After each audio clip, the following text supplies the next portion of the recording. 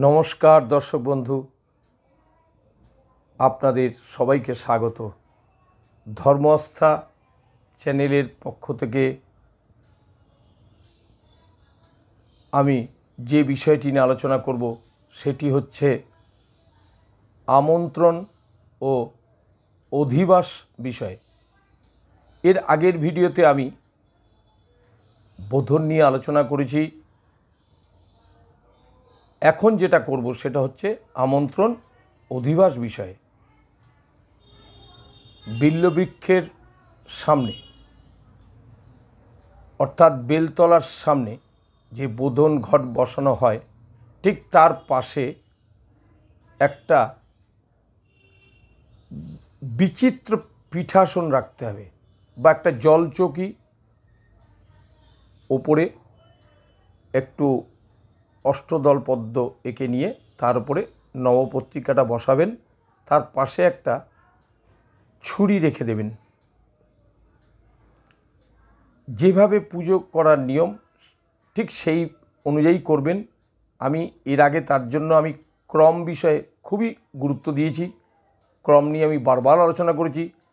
ক্রম ঠিক রাখতে হবে। ঠিক উত্তর মুখে বসে শুদ্ধাসনে प्रथमे आचमन विष्णु शरण यथाशक्ति जप करे नेওয়ার পরে যেটা করতে হবে সেটা হচ্ছে স্বস্তি বাচন। অবশ্যই এগুলো বেদ অনুযায়ী হবে। কারো বাড়ির পুজো হলে যজমানের বেদ অনুযায়ী হবে, বারোয়ারি পুজো হলে সেখানে ঠাকুর মশাইয়ের বেদ অনুযায়ী হবে। অর্থাৎ ঠাকুরমশাই সামবেদের লোক না যজুর্বেদের লোক না ঋগ্বেদের লোক, ঠিক সেই বেদ অনুযায়ী মন্ত্রপাঠ করতে হবে। এবারে কিন্তু বোধন আমন্ত্রণ অধিবাস একই দিনে। এর আগে আমরা প্রত্যেকেই দেখেছি যে বোধন যদি আগের দিন হয় পরের দিন আমন্ত্রণ অধিবাস, অর্থাৎ আমন্ত্রণ অধিবাস হয় সপ্তমীর পূর্ব দিন সন্ধ্যাবেলায়। যদি একই দিনে বোধন আমন্ত্রণ অধিবাস হয় তাহলে স্বস্তিবাচন একইবারই উল্লেখ হবে, অর্থাৎ একসাথে উল্লেখ করতে হবে এই তিনটি কর্মের কথা। তার জন্য আলাদা করে স্বস্তিবাচনের প্রয়োজন নেই। সংকল্পের ক্ষেত্রেও তদ্রূপ। তাহলে স্বস্তিবাচন করবেন যেভাবে মন্ত্র বলে, সেই মন্ত্রটা নিয়ে আমি একটু আলোচনা করছি।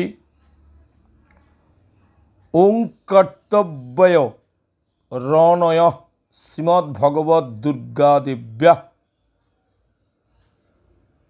বোধন আমন্ত্রণাধিবাস কর্মণ ওং পুণ্যাহং ভবন্ত ব্রুবন্তু ওং পুণ্যাহং ভবন্ত ব্রুবন্তু ওং পুণ্যাহং ভবন্ত ব্রুবন্তু। যেহেতু একই দিনে পড়েছে তিনটি কর্ম বোধন আমন্ত্রণ অধিবাস, তার জন্যই আমি একসাথে উল্লেখ করলাম। যদি আলাদা দিনে পড়ে তাহলে আগের ভিডিওতে আমি যা দেখিয়েছি বোধনের অধিবাস আলাদা, আমন্ত্রণ অধিবাসের স্বস্তিবাচন আলাদাভাবে হবে। যেহেতু একই দিনে পড়েছে একই সাথে উল্লেখ করবেন। এই স্বস্তিবাচন আপনারা প্রত্যেকেই জানেন তিনবার করতে হয়। প্রথমে ওং পুণ্যাহম ভবন্ত ব্রুবন্তু দিয়ে শুরু করবেন, তারপর ওং স্বস্তি ভবন্ত ব্রুবন্তু, তারপরে ওং ঋদ্ধিং ভবন্ত ব্রুবন্তু। এইভাবে তিনটিকে 9 বার পাঠ হবে। 9 বার পাঠ হয়ে আপনার প্রতিবারই একটা করে আতপ চাল এবং পুণ্যাম ভবন্ত ব্রুবন্তু একটা আতপ চাল ফেললেন, এইভাবে 3টে আতপ চাল ফেলবেন। ঠিক তারপরে 3 বার, তারপরে 3 বার, মোট 9টি আতপ চাল ফেলবেন। তারপরে অবশ্যই স্বস্তিসূক্ত পাঠ করবেন। এই স্বস্তিসূক্ত পাঠ করে নেওয়ার পরে যেটা করতে হবে সেটা হচ্ছে সাক্ষ্য মন্ত্র। এই সাক্ষ্য মন্ত্র পাঠ করে নেওয়ার পরে যেটা করতে হবে সেটা হচ্ছে সংকল্প। ওং বিষ্ণুরম তৎসদদ্য আশ্বিনে মাসি শুক্লে পক্ষে ষষ্ঠাং তিথৌ। তারপরে উল্লেখ করবেন ঠাকুরমশাইয়ের গোত্র, ঠাকুরমশাইয়ের নাম। তারপরে যদি যজমান বাড়িতে পুজো হয় তাহলে যজমানের গোত্র, যজমানের নাম অবশ্যই উল্লেখ করতে হবে। আর যদি বারোয়ারি ক্ষেত্রে হয় তাহলে উল্লেখ করতে হবে যথাযথ গোত্রানাং পল্লীবর্গবাসিনাং। এই পল্লীর আগে সেই গ্রাম বা পল্লীর নামটা দিয়ে দেবেন। ঠিক এইভাবেই করবেন।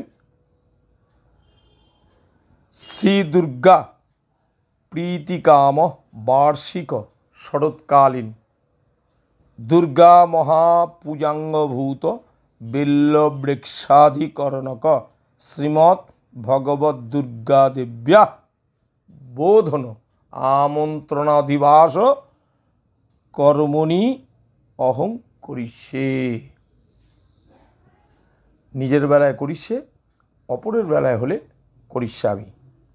তারপরেই যেটা করতে হবে সেটা হচ্ছে সংকল্প সুক্ত।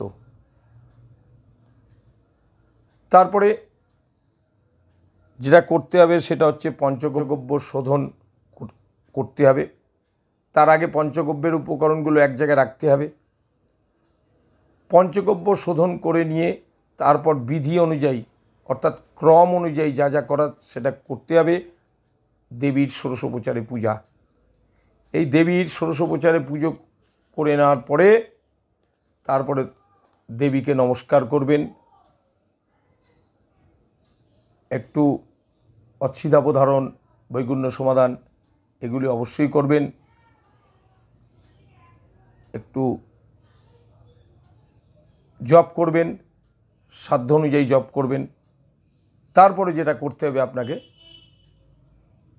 বিল্লবৃক্ষের ধ্যান। এই বিল্লবৃক্ষের ধ্যান করে পঞ্চোপচারে পুজো করবেন। ধ্যানটি হচ্ছে ওং চতুর্ভুজং বিল্লবৃক্ষং রজতাভং বৃষস্থিতম নানালঙ্কার সংযুক্তং জটামণ্ডলধারিণম বরাভয়করং দেবং খড়গখট্টাঙ্গধারিণম ব্যাঘ্রচর্মাম্বরধরং শৌষিমৌলি ত্রিলোচনম। তারপর পুজো করতে হবে এষ গন্ধ ওং বিল্লবৃক্ষায় নমঃ।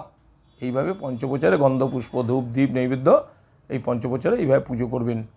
তারপরে নমস্কার করবেন ওং মহাদেব প্রিয় কর বাসুদেব প্রিয় সদা উমা প্রীতি কর বৃক্ষ বিল্ল বৃক্ষ নমস্তুতে। তারপর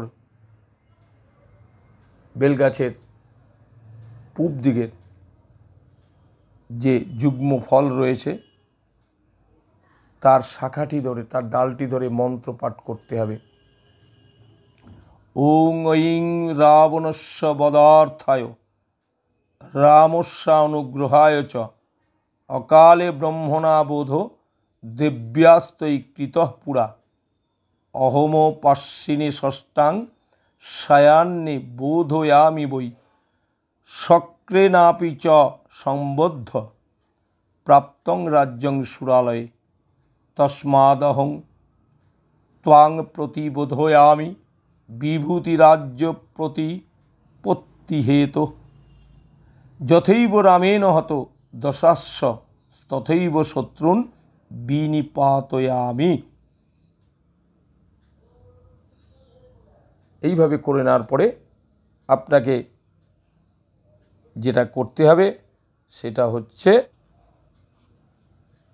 অধিবাস।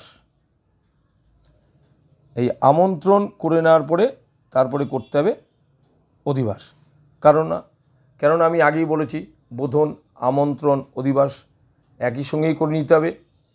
কেননা যেহেতু একই দিনে পড়েছে। তারপরে যেটা করতে হবে বিল্লবৃক্ষের পঞ্চবচারে পুজো করে নেওয়ার পরে তারপরে হাত জোর করে বলতে হবে এবং মেরু মন্দার কৈলাস হিমবচ্ছি খরে গিরৌ জাত শ্রীফলবৃক্ষস্তং অম্বিকায়া সদাপ্রিয় ওং শ্রী শৈল শিখরে জাত শ্রীফলর শ্রীনিকেতন নেতব্যসি ময়া গচ্ছ পূজ্যা দুর্গা স্বরূপতঃ। এই পর্যন্ত হচ্ছে আমন্ত্রণ ক্রিয়া। তারপরেই যেটা করতে হবে অধিবাস। অধিবাসের যে দ্রব্যগুলো আছে সেটা বেদ অনুযায়ী মন্ত্রগুলো পাঠ করে বিল্লবৃক্ষে এবং নবপত্রিকায় স্পর্শ করাতে হবে। তারপরে